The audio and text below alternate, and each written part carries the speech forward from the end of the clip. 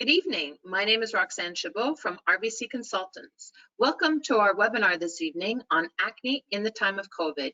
As usual, it's so great to see so many familiar names joining us this evening. As speakers, we have Dr. Charles Lind.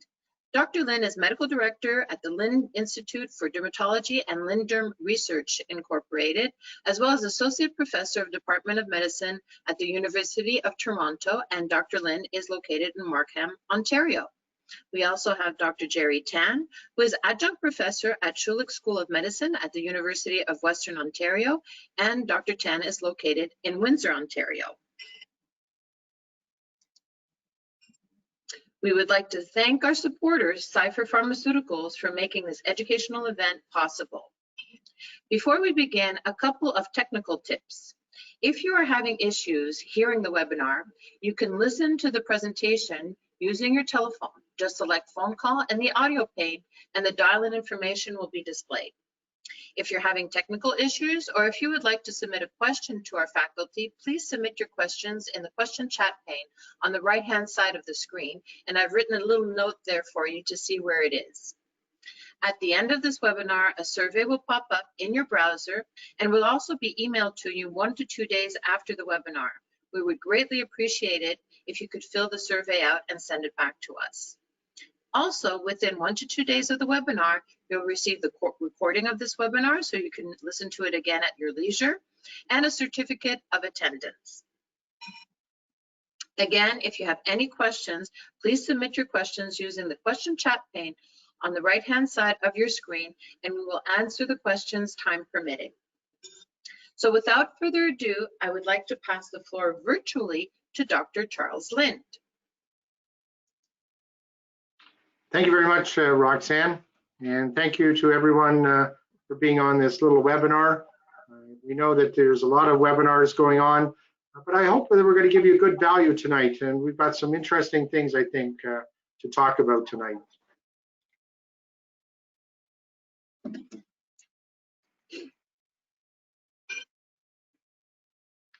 So we're going to talk about acne in the time of COVID.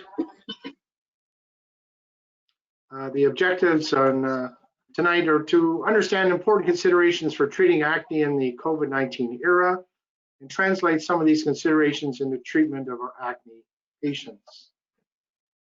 The coronavirus has changed everything for everybody in the world, including the treatment of acne. These are some of the important considerations and trends that I think we might talk a bit about tonight. I think there's been certainly an increased use of telemedicine, particularly back in the March, April, and May. I think most dermatologists and many physicians were using telemedicine. Acne was one of the things that we could do easily over telemedicine. People could send us photos, we could evaluate them, and we could discuss this with them and be able to help them with their acne. I think there was increased patient concern regarding acne. Everybody was at home looking in the mirror, and even still, people are basically isolated. They're concerned about their acne, they're concerned about their face, and they want treatment. We know that facial acne and COVID and the mask has increased. Increased mask wearing has caused topical products to have that weren't necessarily too irritating previously to be very irritating, and you have to choose your product with this in mind. And patients want more effective treatment, and I think certainly in my office there's been increased isotretinoin use. This is a little picture thanks to one of my good friends, Dr. Ron Vender, but there you see me in the back there. Hello from my new dermatology call center office. We certainly in the days of March, April, and May spent a lot of our time doing telemedicine.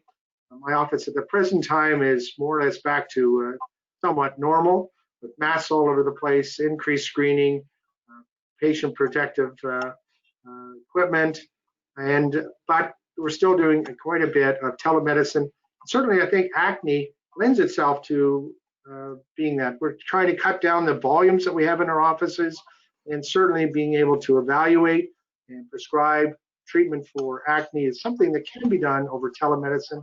I think this trend will continue subsequently providing government provides income and billing codes for this in the future. The coronavirus and masks have created a problem, and we now have the prevalence of acne. Much like we call it acne for acne on the back, we now have acne. And I'm certainly seeing this as certainly an increased trend. People that said, oh, I had a little bit of acne, it really didn't bother me much. I really wasn't even treating it. I now come in and you look at them initially and they've got just 1 or 2 pimples on their forehead and say, oh, you still got very little. And then they take off their mask and you go, oh, you really need help. You've got a lot of acne going on there. And why? Well, there's actually mechanical measures, reasons, fabric friction, shear. You've got humidity going on underneath this mask. I basically wear my mask in my office from 6:30 in the morning all the way through until 5 in the afternoon. I don't like it. I don't think people like it. There's heat, there's occlusion, and certainly the microbiome retention, there's change in the microbiome. There's skin barrier disruption, miliary rubra I've seen in some of the patients. There's a buildup of folliculitis from yeast and bacteria. And certainly this is causing acne to flare and also rosacea. As I mentioned, we're doing a lot more virtual telemedicine. These are some of the pros and cons. I like basically people to send me photos. There's greater resolution. I can ask for retakes if they didn't do a good one, to send me another one. And I can do this basically not at the same time. I can kind of prioritize these and do them at the end of the day or at lunch hour. And they're archivable. You can put them into your EMR. Video, though, is sometimes useful for personal engagement. So something like FaceTime, you can actually talk to the person. You can get a better view. You can ask them, to get in on it so you can see it better. And there's real-time assessments, and you can respond to the position and the regions. And they may only show you the forehead, and you want to see some other areas. Cost is a factor, though. Some people don't have the technology to do this. It does require a bit of training, and certainly you have to have secure servers to be able to do this properly. You need to educate your patients regarding the masks they wear, cotton, certainly, and washing after use, keep it dry. And somebody famous, it wasn't me, said treat the mask like you would treat your underwear. Change it at least once a day, This is very important. And I think you need to streamline your skincare routine. Get back to basics. Use a very gentle non-soap cleanser, a mild moisturizer, and again, look at your products with active ingredients and put them on at night when they're not wearing the mask, where they're going to be occluded all the time for a long period of time. Whereas if you use something like a more potent benzoyl peroxide in the morning, put on the mask, it concentrates that ingredient and they get a lot more irritation. Keep the area clean of product and cosmetics. And again, don't use new products under your mask. Don't experiment. Stay with the ones you want. Use them at night. I want to show this as the acne treatment algorithm that was in the JAD back in 2009. Just showing you that, mild, moderate, severe. And I think most of us recognize the changes. But what I want to point out, look at the severe, where isotretinoin is recommended. This is for nodular conglomerative acne. It's just where we do it and where we use it now? No, we use it again all the way back to mixed and papular-pustular acne if it's bad, all through nodular and to nodular and conglomerative, often as first-line treatment for each of these. Isotretinoin is becoming increasingly the first-line treatment for many, many disorders of acne. This was reflected in the Canadian acne guidelines, of which Dr. Tan and I were both integral in producing.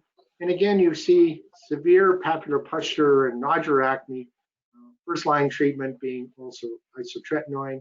I think if we were to rewrite them again in the coming era, we would probably also include more moderate papular-pustular acne, particularly if it has not responded and to treatments such as you see there, both benzoyl peroxide and topical retinoids. So we know that there are a number of treatments for moderate to severe acne. Isotretinoin is one hormonal therapy with both spironolactone and birth control pills. All the cyclins, doxycycline, tetracycline, minocycline, and some of the other oral antibiotics such as the Septra and erythromycin. There's a couple of special considerations of each of these. Just to point out that isotretinoin works at various levels of the sort of model for the pathogenesis, the inflammation. It works for the altered keratinization. It decreases sebum production, and overall can quite rapidly make the acne much better. So I suggest that the indications for oral isotretinoin are not just severe nodular inflammatory acne, acne conglobata, or recalcitrant acne, but smoldering acne. And again, not just being reserved for patients where these conditions are unresponsive to conventional first-line therapies, but often considered first-line.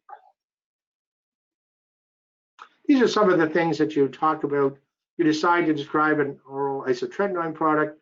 What is the dose that you'll start with? What is the duration of therapy? What baseline and follow-up investigations will you do?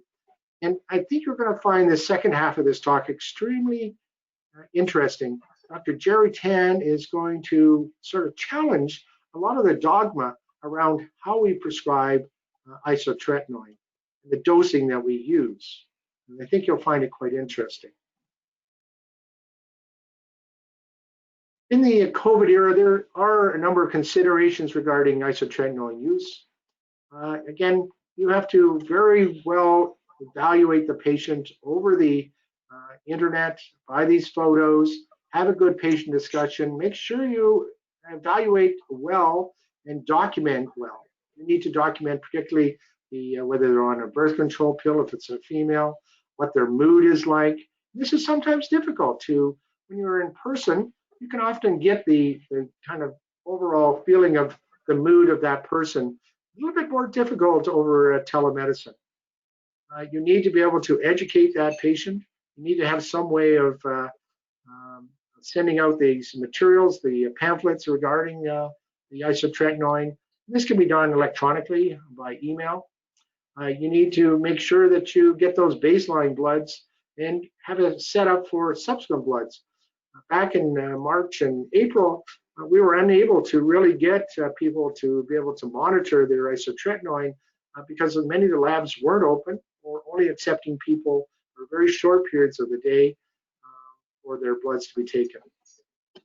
And how do you monitor the patient regarding telemedicine, ensuring the mood changes and that pregnancy risk? You know, again, if it's in person, and a person says they're on a birth control pill, you can query them much easier than you can over the internet. And again, question yourself, can you get subsequent monitoring bloods, particularly in terms of pregnancy?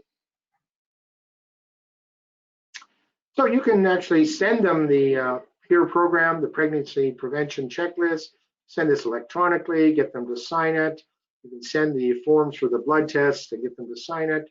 And again, the labs can be sending back the blood tests, and you can then use this to establish when you're going to allow that patient to start the drug. I want to mention also, just in terms of the Lidose technology, which I think has also been very useful with the Epirus, addressing an unmet need.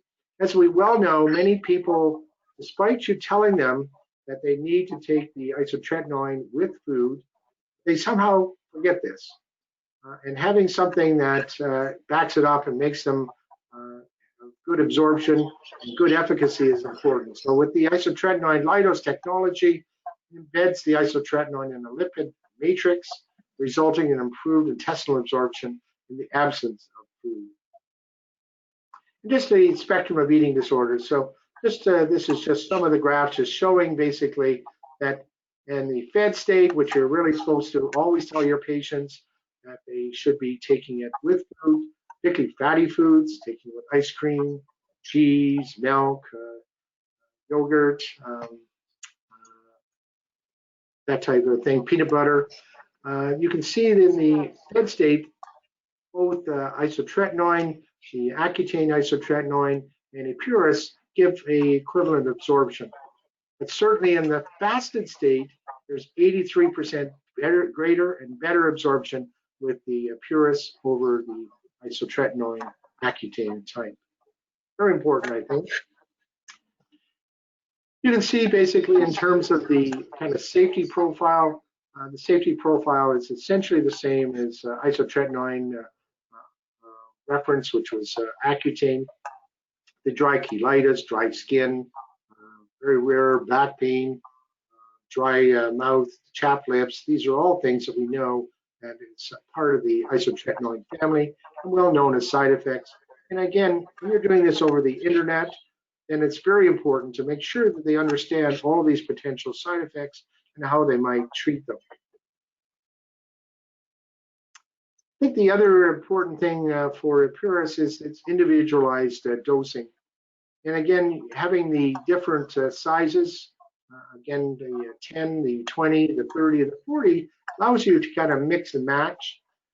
Very important because in this era, as I mentioned, particularly since people are wearing masks, so if you have somebody that might be a nurse, frontline healthcare provider, then you may want to start even lower to be able to achieve your effect.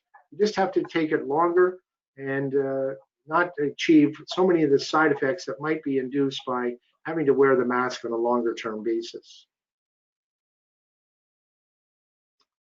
These are the side effects, as I mentioned. The big thing about the teratogenicity, again, strict contraception is definitely needed. So that was just to basically introduce you to a little bit of the COVID era. And we've got a couple of polling questions. And basically, we're going to ask you these polling questions, and then Dr. Tan is going to challenge some of these for you. So what is your general starting dose of isotretinoin? And please answer it as if there was not a COVID era. Is it 10 milligrams a day? Is it 20 milligrams a daily? Is it 0.1 milligrams per kilogram per day? 0.5 milligrams per kilogram per day? Or is it 1 milligram per kilogram per day? Can you please vote here? I think everybody can vote.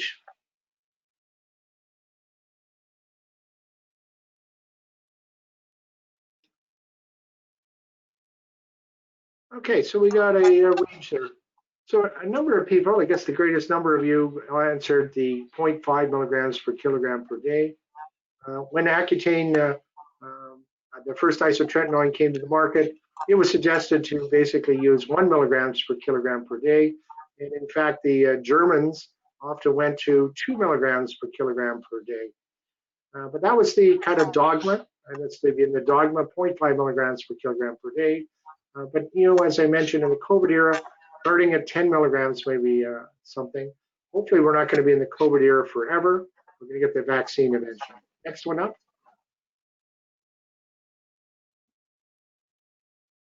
So this is a myth. So do you treat with isotretinoin to 120 to 150 milligrams per kilogram cumulative dose? Yes or no? So this is something that we've been taught. Isotretinoin came onto the market in the United States in 1982, in 1983 in Canada. So what's that? 37 years ago, it came to the market in Canada. And this is what we were told. Okay, so not exactly a whole run on yes. A lot of people are answering no on this. And okay, maybe we have the next one.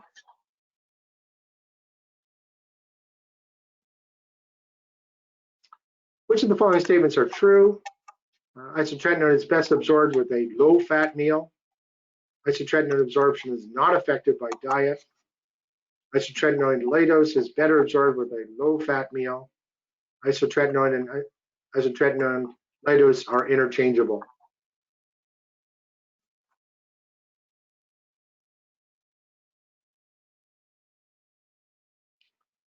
All right, we're waiting for everybody to vote.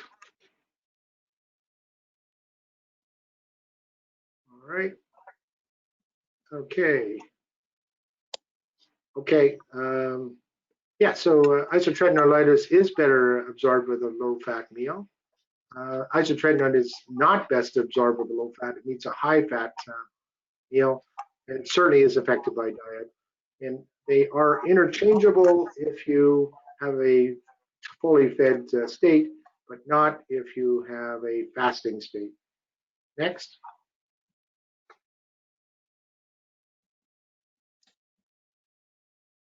I think we have one more here, do we not? Nope, we sure don't. Okay, all right. Well, the second half of the talk here. So the way we've structured this, and basically that's the kind of first half. The second half is going to be given by my good friend, Dr. Jerry Tan, a dermatologist from Windsor, Ontario. Jerry and I go way back. We've been doing dermatology for many years, dermatologist extraordinaire. Jerry did his medical school at Queen's, and he told me just before this all started, he went from the penitentiary right into medical school. He went on to do his residency in dermatology out west at UBC, and then subsequently did work at Ann Arbor in Michigan. He's what I usually refer to as Mr. Acne. You know, Jerry has made it his life's goal to improve the quality of life for all patients with acne, not only in Canada but elsewhere. He's an international speaker, he's a national speaker, and he has been involved in everything regarding acne.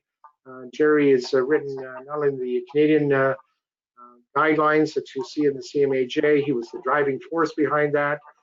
He's authored a number of papers about acne, and he's extremely knowledgeable about acne. And what I like about Jerry particularly, Jerry thinks out of the box and is willing to kind of sort of challenge dogma. And you'll see in his talk here, his talk's going to be about the new paradigm of pathophysiology.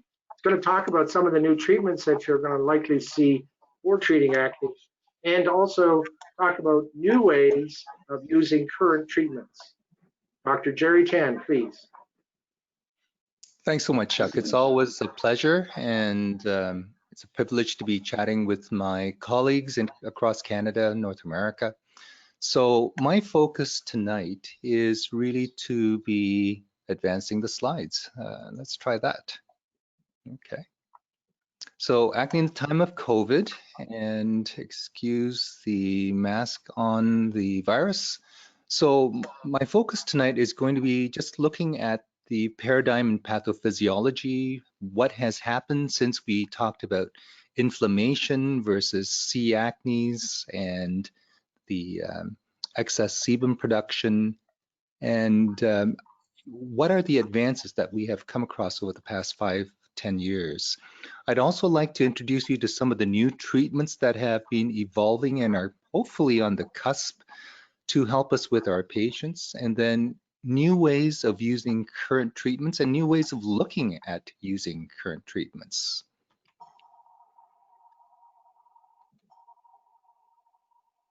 So over the past 5 years, there has been a progressive change in looking at the paradigm and pathogenesis of acne. And one of the major changes is starting to recognize the primacy of lipids and how the change in lipids affected by hormonal triggers acting through these nuclear controllers affects inflammasome activation as well as innate immune activation. This pathway I'm showing you right at the bottom part here is why I think many decades ago now that the Leeds group in the UK found that around comedones, if you biopsy them, those lesions in the dermis had an extra amount of immunohistochemical upregulation of IL-1 alpha. So comedones technically are not non-inflammatory lesions. There is evidence of inflammation. But look at the fact that you don't have to have C. acnes playing in this pathway. P. acnes can play in a very separate pathway where its lipases act on free fatty acids that are due to this increased production of lipid quantity and a change in quality. to then lead directly to comedones, and also can lead to inflammasome activation, innate immune activation, and then along this pathway leading to papules, pustules, and nodules. So I think one of the major features of this is it explains how C. acnes, especially some of the inflammatory phylotypes of C. acnes, may not be the primary drivers in acne. So what is proximal to hormonal triggers? Well, we always thought androgens, right? But more recently and increasingly with good randomized trials, there are now 2 good randomized controlled trials on high glycemic foods versus low glycemic index foods that demonstrate that low glycemic index may be a very helpful maneuver to help acne patients. And over the years, initially promulgated by Bill Danby, who many of us admired as an acneologist par excellence, who pioneered the idea that dairy might be an issue and subsequently showed it in a number of observational studies. This also has some really good observational evidence that shows a higher relative risk with increased dairy intake. The other aspect is poor sleep, increased levels of stress, and of course, those are all elements that are in high play now because of COVID. So what new options have arrived? Well, there are some really exciting new products. One of them, which we've been, quite frankly, this is an anti-androgen, a topical anti-androgen. Now, about 25 years ago, there was already talk about other topical anti-androgens, but they never came out of phase 2 trials because they just didn't pan out. So this is the first one after the hoopla from 2+ decades ago that we've finally seen one land. And this was approved in August of 2020. And the product itself is a competitive inhibitor of dihydrotestosterone at the level of the androgen receptor. And by binding it, it negates the capability of DHT to bind to that receptor, thereby reducing sebum production and cytokine release. So how well does it work? Well, Acne Global Success, that is the, for those of you who look at the entire gestalt of your acne patient when you enter the room, this is considered to be clear, almost clear. So these are pretty happy patients and probably quite happy clinicians. So the ratio is 2 to 1 of achieving global success with this treatment compared to its vehicle.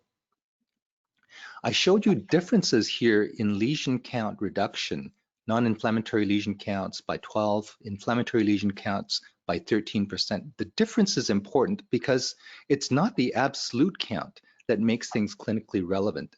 What seems to be much more relevant is whether there's a large enough delta that makes it relevant. Okay, so these might be statistically significant, but the question is, so what?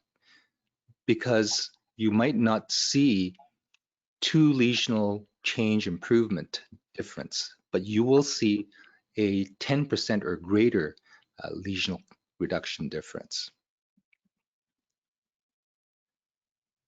The other one that was approved in 2019 was topical minocycline foam. And again, these are large studies, 2,400 patients in moderate to severe acne. And here, again, you can see that the Acne Global Success was 2 to 1 in favor of the active product. But if you look at the differences in lesion reduction, these are not as impressive, 3%, 6%. So it doesn't really reach the threshold of 10% for clinical relevance. So I'm kind of hedging my bets on this one. I'm really not so sure that it's going to perform as well as we would like to see when we get it in our hands. Triferritine, this is a new topical retinoid. It is gamma selective. Gamma is the most prevalent subtype of the RAR subtypes in the skin. So highly selective. And let's see how it performs. Remember, this is the first acne treatment topical that was indicated for both facial and truncal acne. So after negotiations with the FDA, they evaluated both facial global success, which was 12%, and truncal global success, which was 12% versus vehicle. So these are the differences versus vehicle. And you can see also that lesion count differences versus vehicle were largely greater than 10%. So I think this is given that we've had this product to try over almost 6-8 months now, we've had a chance to probably try it in some patients, maybe try it on yourself. But one of the aspects about this product is the vehicle is a large advance from some of the vehicles we've had in the past. Remember, the most recent other topical retinoid was probably adapalene, 0.3%, and then just prior to that was Retin-A micro.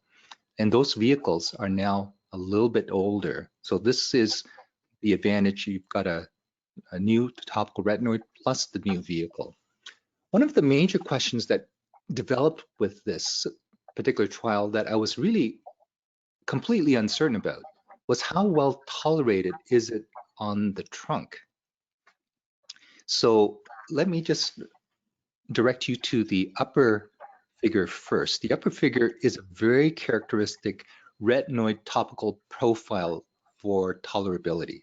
You see this peak within the first week of erythema, stinging, burning, scaling, dryness. That's you will see this whether it's Retin-A or Epiduo Forte. Of course, that in Canada that's Tactuo and Tactuo Pump Forte. And then it progressively declines thereafter. The question was, what happens on the trunk? And what we see on the trunk is you don't see that peak. It's a very gentle rise, and then it progressively falls again. So it suggests that the trunk torso applications are much better tolerated, even better tolerated than facial applications. And remember, the crosshatch bar here, that line, indicates mild levels of intolerability. The next medication I wanted to touch on is sarecycline. Sarecycline is an iterative step to the next generation. So the first generation of tetracyclines was approved in 1953, almost 70 plus years ago. Okay, and this was a drug that was discovered and then marketed by Wyeth, and it was used quite frequently in animal husbandry because they didn't really know what it would do, but lo and behold, the cattle and the pigs got bigger, so there was more pound on the hoof, and that was the initiation of the use of antibiotics in animal feed. Okay, so that was where it all started. The second generation, again, approval now in 67 and then 71 was for doxycycline and minocycline. And the third generation, which was approved just 2 years ago, was for sarecycline. So the question is, so what? Well, the so what question is that it was modified at C7. Why did they do that? It's to try to reduce the likelihood of tetracycline resistant mechanisms to be operative against this molecule. So the efflux pumps, where they are the bacteria trying to pump it out, seems to be less effective because of that, and also it's less effective with bacterial ribosome binding to this product. So there were very iterative steps taken by this company to develop a molecule that they hoped would actually have mostly anti-inflammatory effects and very little antibiotic effects. However, unfortunately, there were some antibiotic effects, but so be it. You can't always get what you want, apparently. Let me try to advance that. So it was designed for acne, and they tried to maximize it for anti-C acnes activity. In fact, they tried to maximize it for no antibiotic activity, but they did get this. There's minimum resistance risk because of that C7 moiety modification. It's very narrow spectrum, and as far as gram-positive bacteria, and it's got minimal gram-negative activity. How well does it work? Well, it's about 2 to 1 versus the placebo pill in their phase 3 trials, and the difference in inflammatory lesion reduction was 15%. Notice that they didn't have to negotiate a non-inflammatory lesion count reduction. That wasn't their interest, and they were able to achieve a co-primary endpoint of just global success and inflammatory lesion count reduction.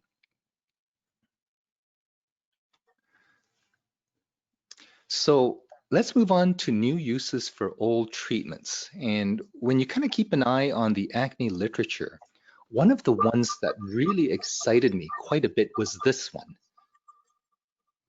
And it's a really nicely thought out study. It's with patients with mild adult female acne, 41 of them, randomized into placebo versus 2% ketoconazole cream.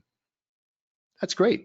We have 2% ketoconazole cream. And if you don't, you can use probably clotrimazole cream and so on and so forth. But what they found was, look at this acne success rate. You remember I was telling you about success rates of maybe 2 to 1 and so forth. Well, this is a 3 to 1 success rate of achieving clear, almost clear, with a product that you and I know is not particularly drying, not particularly irritating, shouldn't be leading to stinging, burning. And they conjectured a couple of things that were really interesting as far as possible mechanisms. The first is to decrease the lipase activity from Cutibacterium acnes, and this has already been shown in vitro. The second is, your pilosebaceous gland is actually an endocrine organ. It has the ability to make androgens within that small unit. So you don't need it to come from your testes, your other endocrine organs. It actually is within each pilosebaceous unit, and that's some of the work that came from Penn State. But interestingly, this particular product, we know if you take it orally, can suppress androgen production. If you use it topically, one of the possible MOAs or mechanisms may be to also suppress it locally. The last possible mechanism of action, I think, is one of the most important ones, the fact that you're treating yeast. And what is operative in a lot of patients with increased oil production, occlusion, heat, humidity, is probably proliferation of yeast. That's exactly what you think about in underarms, groins, when you're thinking about irritation and inflammation.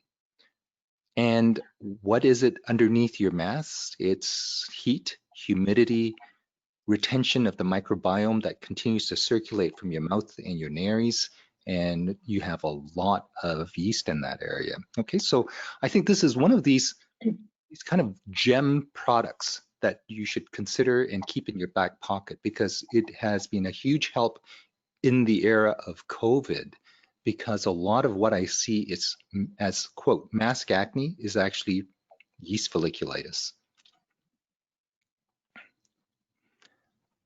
Adapalene 0.3 BPO 2.5% gel. This is the Oscar study.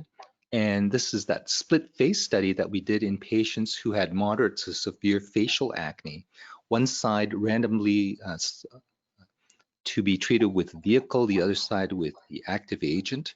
And then this particular trial provided me with insight into the fact that we're doing one major thing wrong. That is, we're treating our patients for too short a time in the clinical trials. We're treating them only for 12 weeks. Now, in this 24-week study, the plateau of improvement, of global improvement, was at about week 20, 22. At 12 weeks, you were just on the most steep part of the escalation of that curve of improvement, and then we stop it.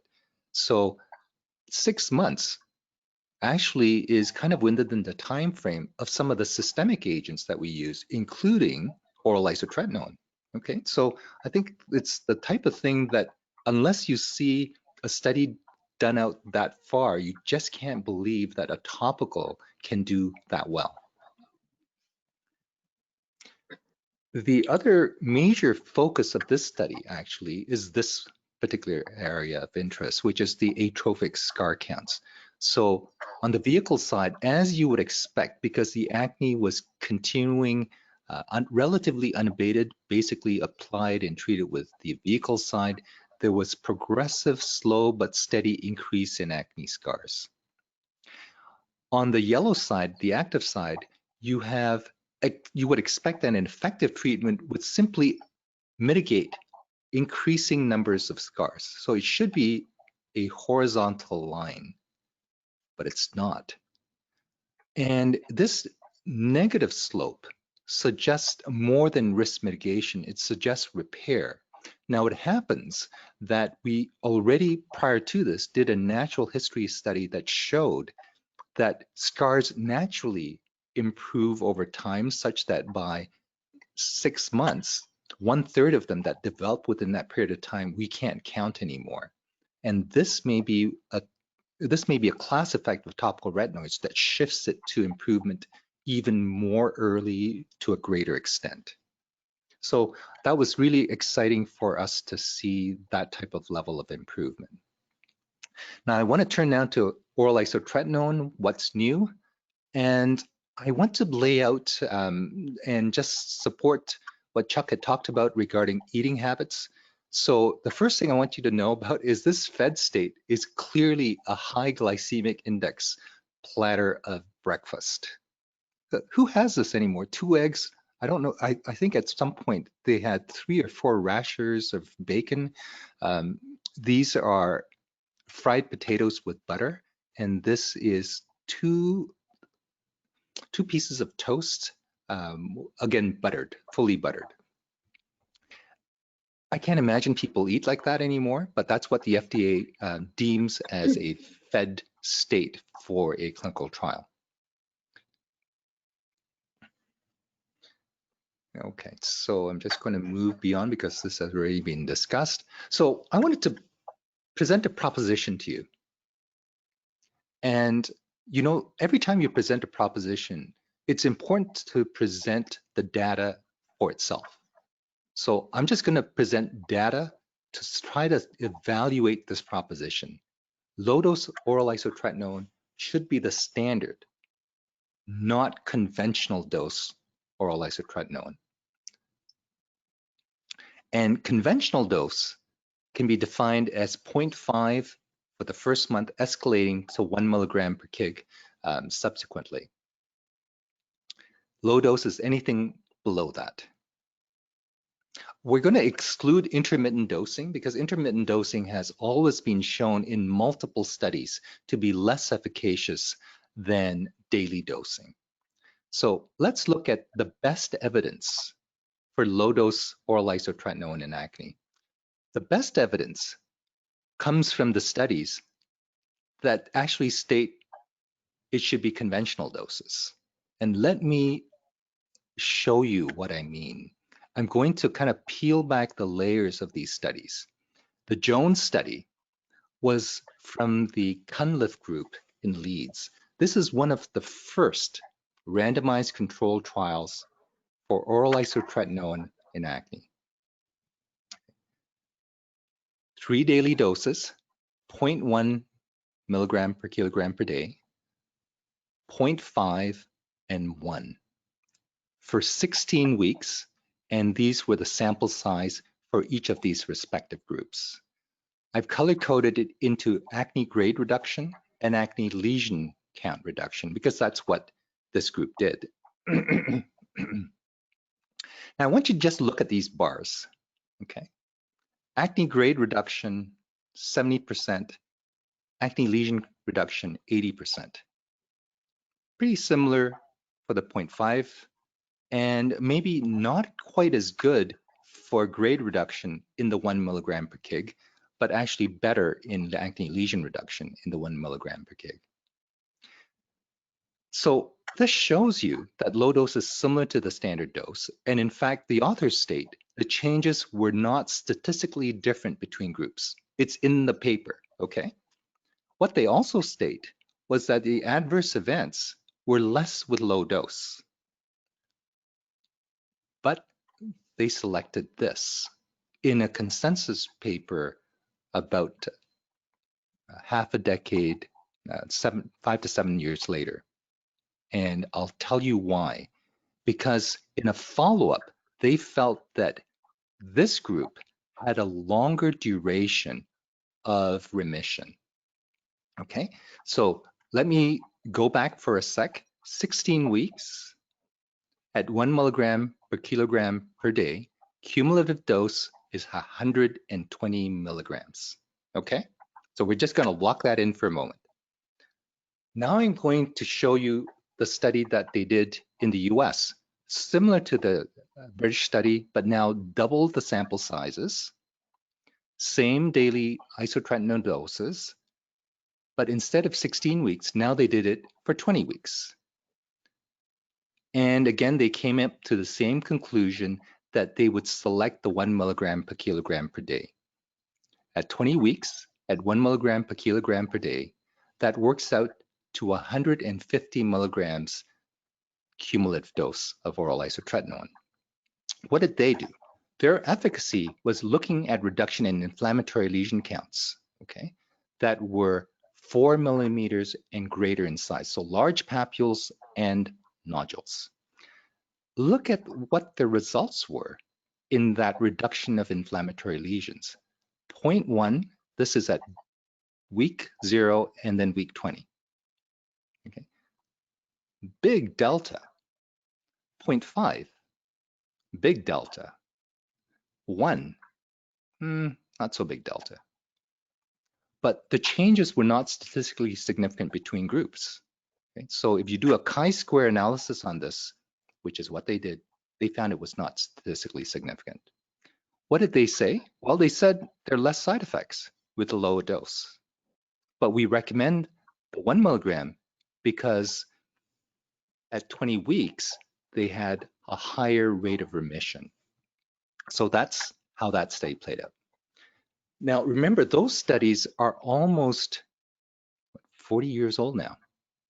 So now I want to bring you up to date with a more recent study that was done by the Lee et al. Group from Korea. This was a decade old almost now.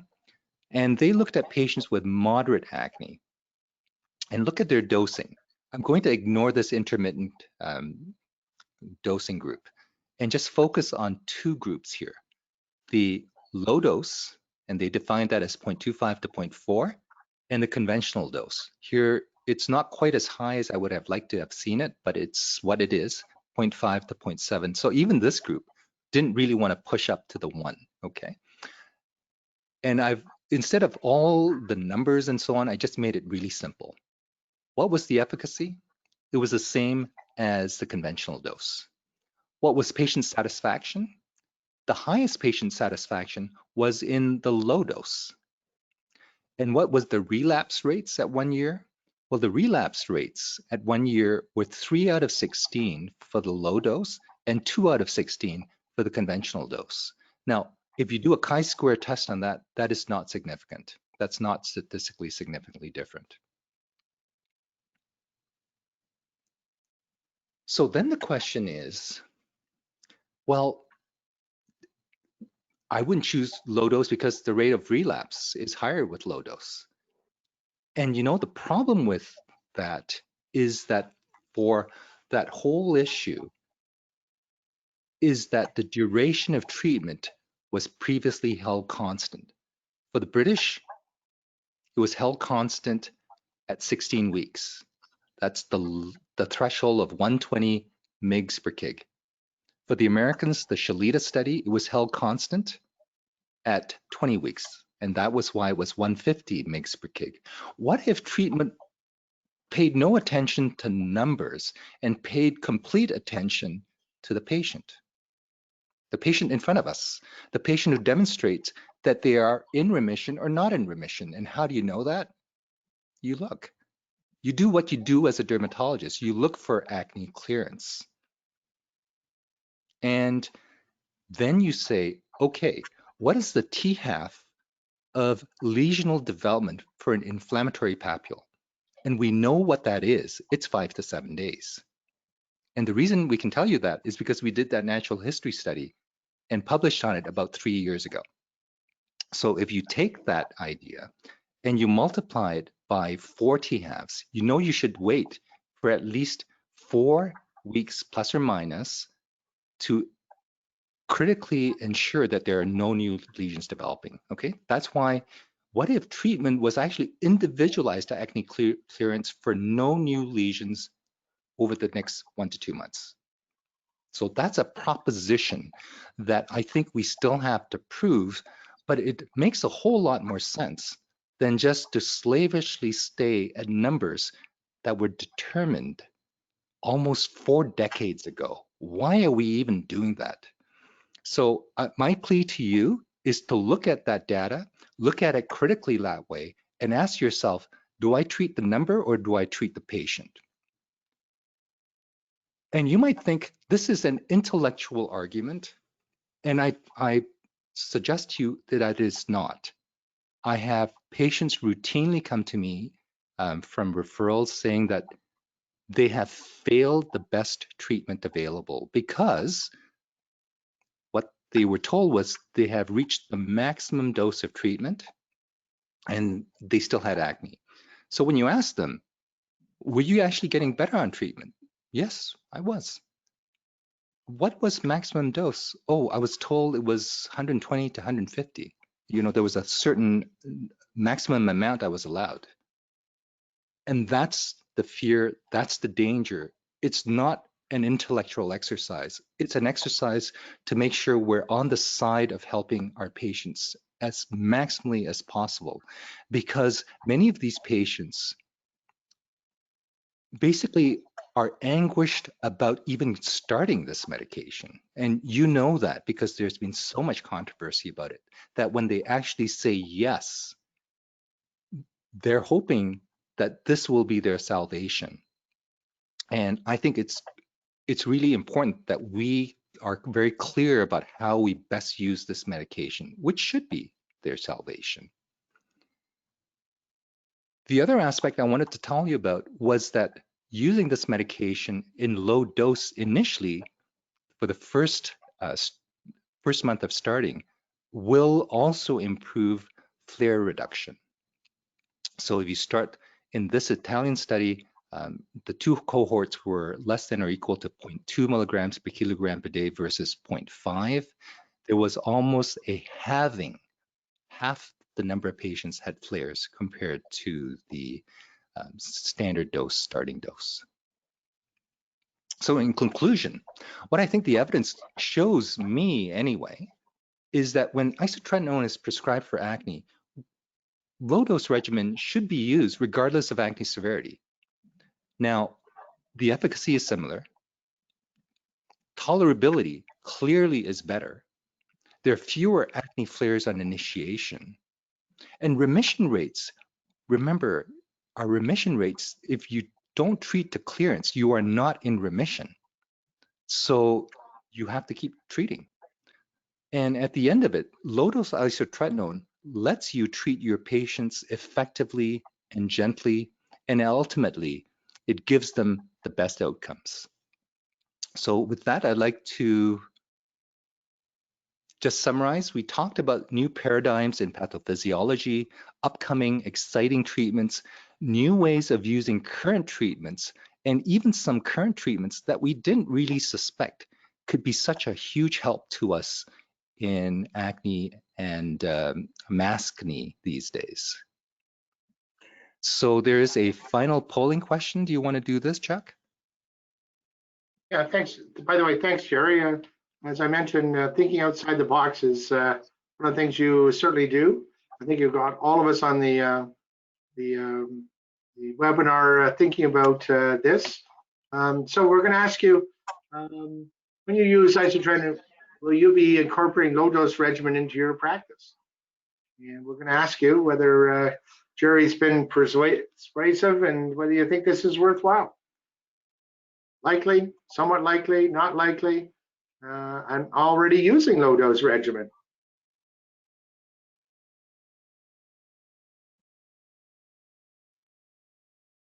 Yeah, so Jerry, you should be selling used cars. People buy into what the thing. So, I think there are others like myself. I've been practicing almost for 40 years. I've grown up on this isotretinoin. When we were at UBC, the clinical studies were going on at that time. And, I found many years ago, going slow and is the best way to go. You get less side effects, and just take them until you do actually figure out that you've got them to clearance. So thank you. So we have some questions. I think, Roxanne, you have some questions on the chat? Yes, absolutely. We have several questions. Again, please submit your questions using the question chat pane on the right-hand side of your screen. And also, if you think of a question afterwards, you can always send it to info@rbcconsultants.com. Again, we'd like to thank our supporters, Cipher Pharmaceuticals, for making this educational event possible. So let's go to I'm just going to close the screen here. And let's go to our questions. Wow, a lot of questions. We have, from Dr. Giddon. Dr. Giddon is sharing with us that she likes to use hyaluronic acid serum for acne to soothe the skin. Also helpful when using topical acne treatment and isotretinoin. So that's a good trick there. Dr. Souders is asking, any studies of clascoterone in androgenic alopecia? Jerry or Max, I believe that they're going to start studies in that area because it's certainly a logical step.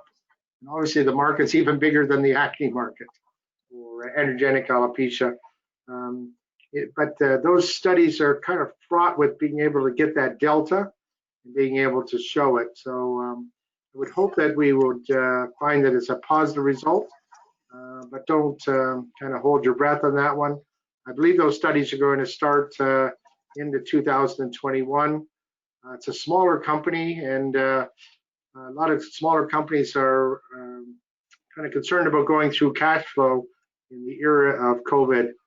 So I think you're probably going to see this being pushed out into third or fourth quarter of 2021.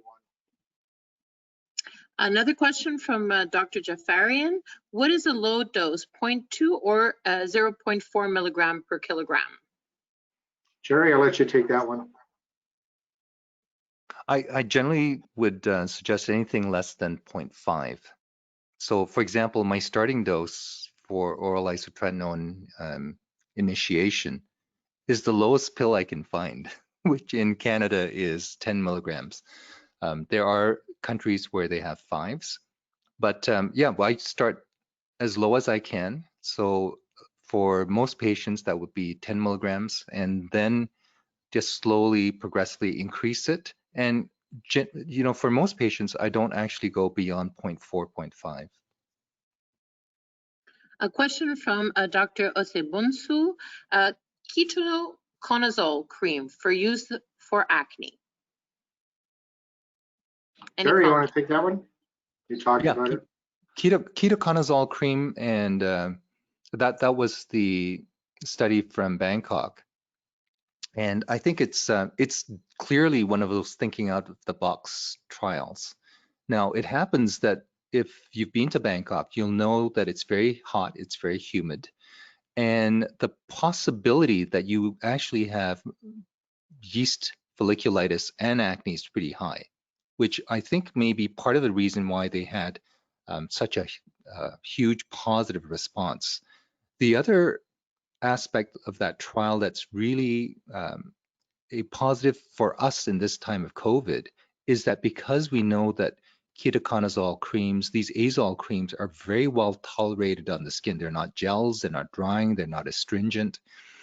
They are actually a huge potential boost to us when we're looking at helping patients with quote, acne flares that might be actually both acne as well as folliculitis flares these days.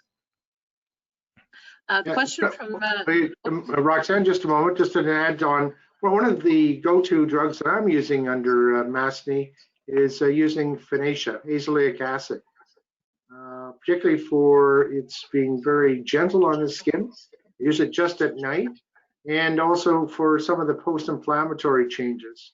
So I've found that to be a thing. And you know, it's in Canada, it's approved for rosacea, but elsewhere in the world, it's approved for both rosacea and acne.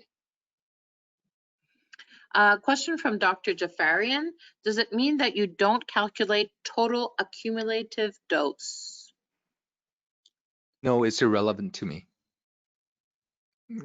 You know, what's relevant to me is going to be how the patient is progressing in terms of acne load, potential side effects, and I don't pay attention to the cumulative dose. Yeah, I'm kind of old enough to remember, and Dr. Madden told me, so it was Cunliffe and Shalita basically pulled that out of the hat. They said, well, somewhere in between 120 and 150, that's what we're aiming for, and that's what we're going to tell everybody in the world. That's how we're going to mentor people. It was totally pulled out of the hat. And I think Jerry's idea about this and looking at things critically is what we do is go until you do clear them, and it's irrelevant to use that formula anymore. And actually, we published on that in 2016 about the lack of evidence for that cumulative dose paradigm, and it's actually in the JCMS in 2016. A question from Dr. Fudge from Winnipeg. What about bony side effects with long-term low-dose regimen? The risk of enthesitis has been a concern, particularly with long-term use of oral retinoids in keratinizing disorders, especially in children. It's not been an issue in my practice, and we ask about soreness and stiffness all the time with low-dose oral isotretinoin. And I think part of it is because, number one, we don't induce as much apoptosis of sebaceous glands, nor other glands that secrete lubricants, including meibomian glands. You'll notice that there's going to be a group of patients that will complain of dry eyes, persistent dry eyes, when they come off oral isotretinoin at full conventional doses. And those are the patients that may have chronic meibomian gland insufficiency. And that's been reported by the Turkish authors in the past. It doesn't happen with low dose. And I think part of it is just the understanding that you don't want to blow up these oil glands. You just want to cool them down. Is there any limit for the duration that you put your patients on low dose?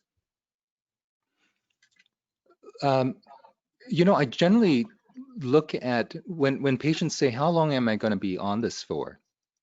I usually tell them, you're going to be doing the halftime dance at about 4 months. Okay, and that's when Beyonce sings. And after that, everything gets better and better and better. So it may be 6 to 8 months on average. And after that, what I do is I aim for clear, almost clear. So most patients will be off it by about 8 months of therapy.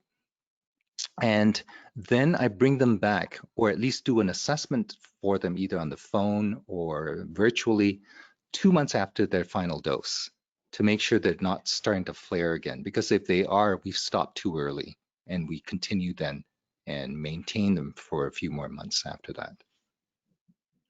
A question from Dr. Edstrom.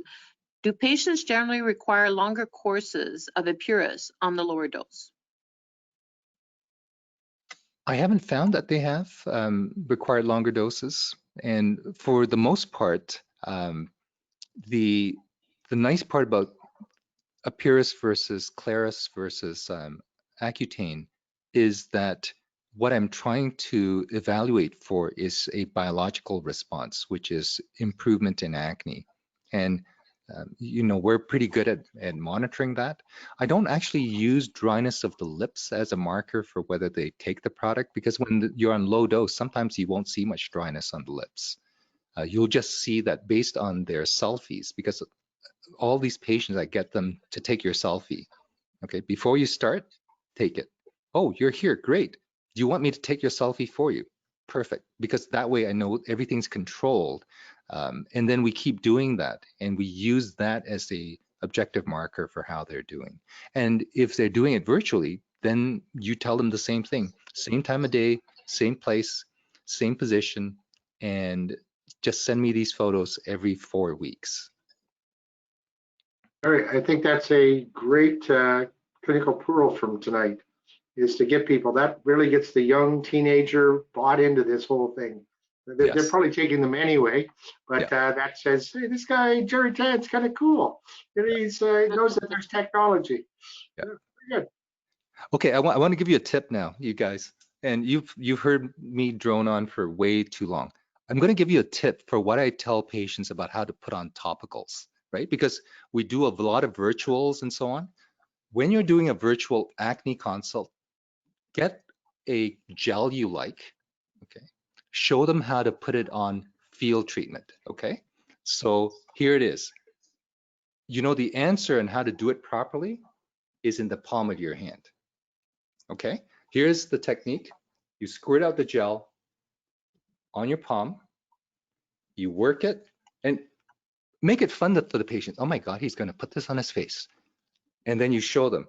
You apply, and then you redistribute, you apply, you're out. Okay, nose, chin, and you're done. Now, I have to tell you, if you have guys who are reluctant to put on gel and you show them that, they'll say, oh yeah, I got it. If you have people who have trouble putting on sunblock because they don't understand how to do, they've got it, okay? So something simple like that, keep a little moisturizer product by your screen. And if you got an acne consult or a rosacea patient that you want to show how to properly apply field application, that's the simplest way to do it. Now you end up having a lot of moisturizer on your face at the end of the day, but that's okay. You got beautiful skin. A follow-up question from Dr. Sodders regarding ignoring total cumulative dose. Is there a minimal treatment duration beyond clear for 1 to 2 months? I would basically aim for clear and add 1 month, and then I bring them back at 2 months, okay? Because then they'll be off treatment for 1 month. And if they're still getting some little blips of acne, I just extend them an additional 1 to 2 months. Because it's really right at that back end that you want to be sure that things are quiet. So, I don't have a minimal cumulative dose. I think everyone's different, and everyone's severity and responsivity is different. So I don't aim for 120. There's an Italian study that showed for patients with lesser severities of acne, they only needed 80 total cumulative dose. There's another study from the US that showed that their median dose for achieving complete clearance was 220. Okay, so I don't think we can kind of group everyone into one range of numbers. I don't think that's fair to patients. And I think we treat them individually. It just makes sense because we can monitor them much better that way. Now, I think you've answered this question, but Dr. Burkett is asking, once they have cleared, how long do you proceed with the dose? Once they have reached clear, I use it for no more than an additional 2 months. And I negotiate with the patients. So the negotiation goes like this. It's fabulous. You're clear of acne. You must be thrilled. Would you like me to give you an additional month of therapy, or do you want 1 more month beyond that? And you'll know some patients will say, I'm actually ready to stop. I'm fine. Okay. And then there will be others that really want that security blanket of a little bit longer, because you know what it is? They haven't had clearance for so many years that they just don't want to give it up.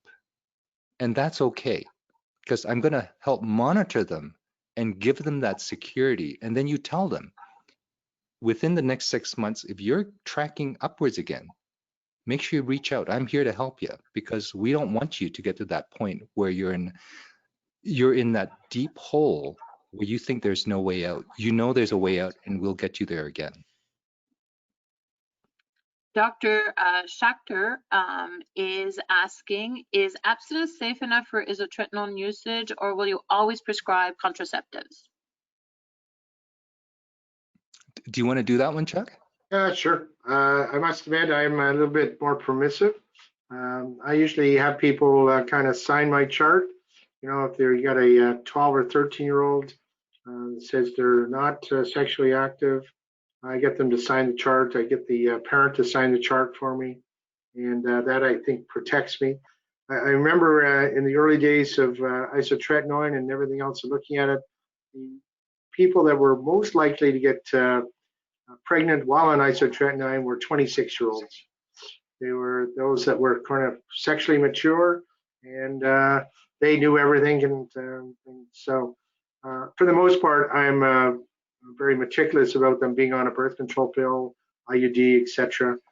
But I do, if there's abstinence and complete abstinence, I think you have to believe people for the most part.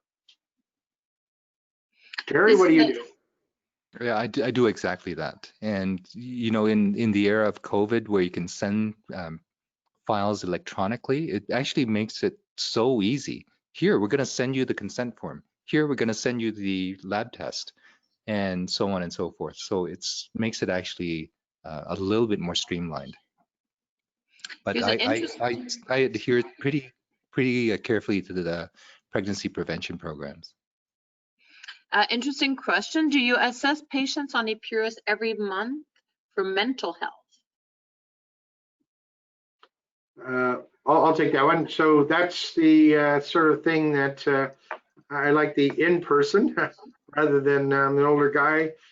Certainly, as I mentioned earlier in my talk, in this era of COVID and virtual and everything else, you can do this over the internet, but you get a much better sense, or at least I feel you do, in person. For mood disorders, I don't do it every month. And guys, I'm usually seeing them every 2 or 3 months. And basically, I've lectured them at the first visit. I think if you spend your time with the first visit and go over all this, it pays back in terms of not having to go over these things later. So I don't test them on a monthly basis, but I tell them that if they seem to have a change in mood, stop the drug, let me know immediately, and we'll talk about it. Dr. Wong is asking, can you clarify if ketoconazole cream is only effective for mild acne? Can you use it in combination with retinoid if more severe acne? So the trial was done in mild adult female acne, but I see no particular reason why you can't use it in more severe forms, particularly if you feel like there's a component of the patient being not able to tolerate gels well, they dry out too easily, or there's a component of occlusional folliculitis because of heat, humidity, and possible yeast-induced folliculitis. But the reason I kind of really like this idea of topical ketoconazole cream is we have so few creams that are available in acne treatment care. Most of them are gels, and the ones that we do have creams are retinoids that are potentially irritating anyway. So it's really nice to have this additional product in your toolbox, because in addition to using Head and Shoulders or Nizoral shampoo as a facial cleanser and a cleanser on their back and shoulders because of yeast folliculitis and Miliaria rubra, by the way, which actually responds well to those products as well. Now you can also use an azole cream. Any data on rate if relapse with long-term low dose treating to 1 to 2 months clearance? No, that's a clinical research study that's waiting to be done. But since nobody really wants to fund it, it's probably never going to get done.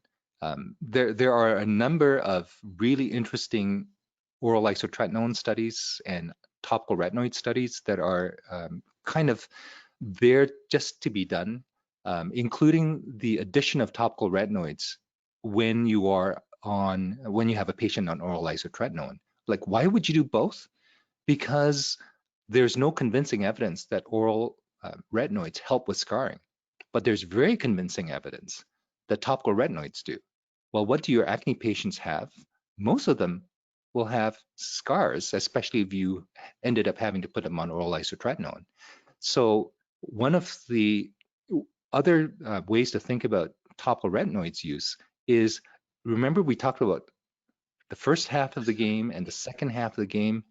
Well, the second half of the game is when I start adding topical retinoids for these oral isotretinoin patients, because now we know how they're tolerating the product, whether they're getting dried out excessively, whether they're using moisturizers properly, and now we can double our bet to say, yeah, your acne's improving, you're starting to voice concerns about your scars. Now we're going to go and try to help you with that as well.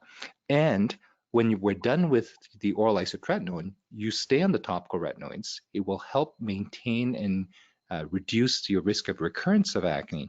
Plus, it sets you up to turn on your fibroblasts so that if we move on to do scar repair procedures, those fibroblasts have already been primed and they're ready for your Fraxel, your microneedling procedure, and so forth.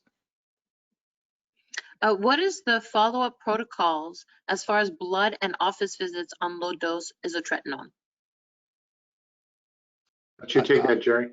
Yeah, I do that the same as standard. You know, to me, isotretinoin is isotretinoin. So whether they're on low dose or conventional dose, I manage them the same way.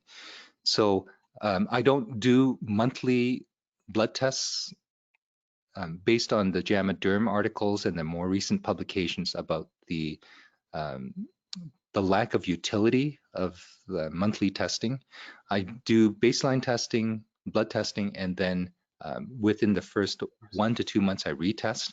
And I retest only again if they have symptoms. Of course, with women of childbearing potential, we would be doing that pre-start and then every month throughout. And that is also with a reminder about the importance of pregnancy prevention and the maintenance of contraception measures. Do you think that topical retinoid and azelaic acid are as efficient as benzoyl peroxide in decreasing the risk of bacterial resistance when using topical antibiotics? I'm not sure that we know that answer. Jerry might, but I think it's certainly things that can be useful. Certainly in terms of azelaic acid, it's good against, again, the yeast that is there, and it's good for just mild acne. I would agree. I don't think we know the answer to that. But you know, it's interesting because one of the fixed dose combinations is if you can drive in a fixed dose combination product that has a retinoid and clindamycin, and you can drive that clindamycin in high doses because a retinoid is pulling it in there, your chance of developing bacterial resistance is actually very low to clindamycin. So that's actually a really interesting other aspect to this that we haven't really thought of much before, is that, you know, it's not just about what's in that formulation. It's really about how well that formulation gets into the pilosebaceous units and then takes care of business. Now, I have to also tell you, I'm not a keen believer in trying to eradicate C. acnes. And the reason is you're going to get rid of the good with the bad, and that's never a good thing. So we know that there are different phyllotypes of C. acnes, some which are very pro-inflammatory, and some that are actually there acting as kind of peacemakers. They are anti-inflammatory, and those are the guys you want to keep around. So our challenge in the future is not to eradicate P. acnes in one fell swoop. It's really to eradicate the bad guys and keep the good guys in that pilosebaceous unit and get them to proliferate. So there are patients who flare when they come off of isotretinoin. Do you restart with flares? Chuck, you want to take that? Yeah, sure. So yeah, in my practice, again, I've been using kind of what I would call lower dose isotretinoin and going out clinically until I'm quite happy that they are clear, and extending it a month or two after that. I don't get a lot of flaring with the patients, but you can, if you do seem to get a flare, you just restart them. I have no problems with that. I find when patients worsen or just have a recurrence after oral isotretinoin, I always ask myself, what did I miss? Did I miss the fact that they're on whey protein? Did I miss the fact that they're going to the gym more? They're looking pretty good. They're pretty, ripped now. Maybe there's something else going on, right? So I almost go back to that default position. Is there something exogenous that's happening? Is there something endogenous that's happening? Is there something based on diet or dairy intake that I'm missing? So my patients probably will hear it again, is that whole aspect of what might be triggering this. And, sometimes we'll also do hormonal testing. So hopefully that's helpful. When and how often do you escalate doses? Okay, from my point of view, that I usually um, increase it if I don't think I'm getting a clinical response as well as I want to. And usually I'm evaluating that at about 2 months, because I think by 2 months they should get a significant response, at which point I may increase it. And again, I increase it slowly. It's not a fast race here. I want to get them better, and I don't want to produce scarring. I learned this early on in the early days when we were using higher doses. I'm sure I precipitated a number of people into having a number of keloidal scars, and I'm trying to avoid that. I think go slow and gently is the name of the game. Yeah, I totally agree. Those flares that that we used to see on startup, I rarely, touch wood, ever see anymore. And they can be so horrific because all of a sudden, as you all know, it looks like, oh my gosh, where's the prednisone? It's that type of flare situation. So again, what happens when patients come back is I negotiate with them. And the negotiation factor is, hey, how are you doing? How are your side effects? Are there any issues? And if there are none, then I give them an option to move up. And the question will be, why should I move up? Well, perhaps you might improve more quickly. Oh, then why should I stay? Well, the side effects might get worse. So if you propose it that way, then it's not you dictating therapy. You're kind of guiding them within a range of what you think is acceptable. And then they can choose whether they want to go up a little bit. And if they do, then, given that we have nice dose step ups, I can go from 10 to 20 or 20 to 30. It doesn't have to be a 10 or 40 game. You don't have to go for a short run or a big pass. You can go for 2 runs from 10 to 20, and that's okay. So I think a lot of it is just I negotiate with patients a lot. Dr. Monica Lee from Vancouver asked, there are increasing number of patients who ask about fungal acne. What are your thoughts about this? Yeah, well, certainly, we've known for years about pityrisporum folliculitis, and that's certainly on the back. Where I seem to see it is when people were going to gyms, young, sweaty bodies, if you would, and it's certainly something, or they come back from being in the tropics, or they work out a lot. There's where I tend to see it.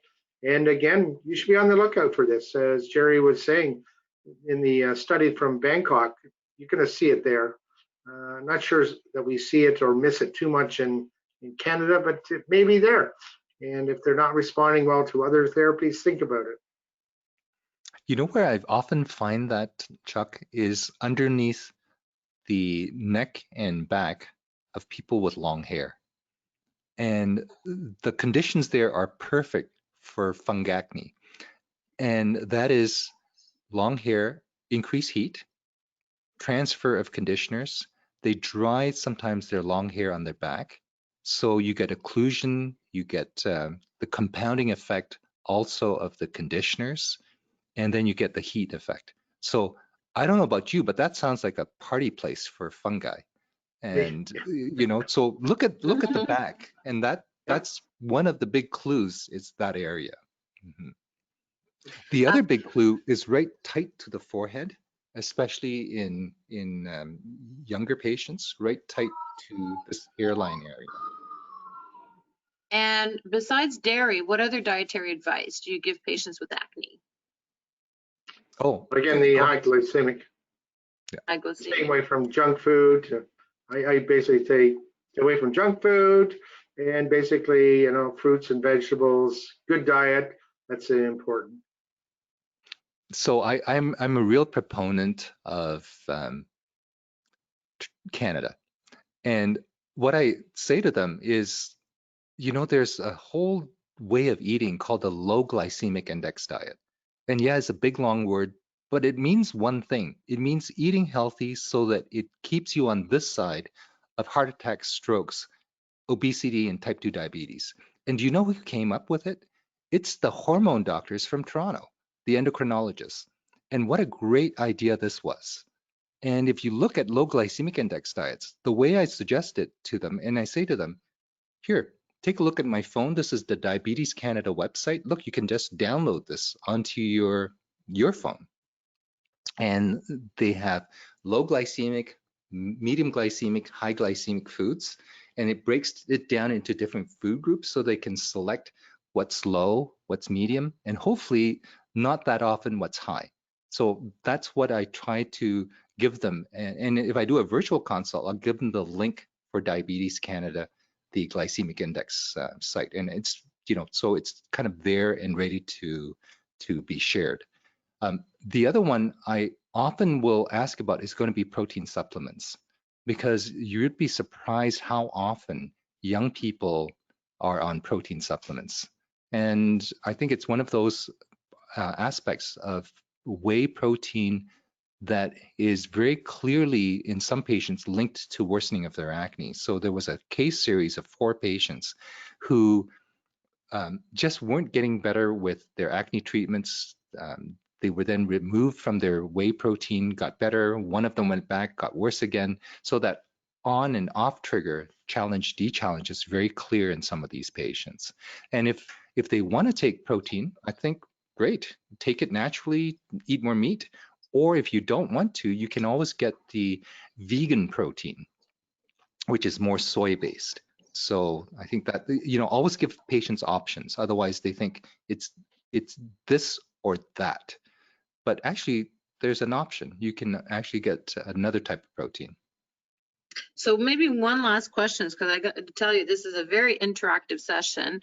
Are there racial differences in response to treatment? Barry, I'll let you take this one. Oh, okay. I'm thinking of all the different races that come with acne. I'm going to be frank with you. I think some races have a much harder time of acne, and it is much more scarifying in them. And these are the indigenous patients. I find that acne seems to leave deep and large and difficult to fix acne scars in our indigenous people. Um, the Many of my Asian patients who have acne, it's not that it's difficult to treat, it's just that they seek treatment later. And I wish they would come sooner. And maybe it's a language barrier. Many of them are foreign students. They just don't know how to access care. And then the Black patients, I do think that they also have a harder time because of the post-inflammatory macular pigmentation. So it can be very disfiguring and very bothersome for them. Absolutely. Yeah, I think, Roxanne, we should wrap it up. Absolutely. Yeah, So there's thank been you so many good much. questions. Oh, it's incredible. There's a list of questions. And I'm just looking at the number of people we still have on the I on the know. line. There are quite a number. They all wanted to hear Jerry's talk. A great number of things, Jerry. Thanks for doing this, for being with us tonight. Thanks to Roxanne and RBC Consultants for putting this on for us. And thank you for all of you taking the thing. I mean, I think, you know, as dermatologists, is an extremely common disease that we see every day. And we're looking for new ideas and how we can better treat our patients. So thank you for all of you. And again, thank you to Cipher Pharmaceuticals and allowed us to put this acne talk on tonight. And again, thanks. Everybody have a good night. Thank Bye. you, everybody. Bye. Thanks for joining us. Bye now.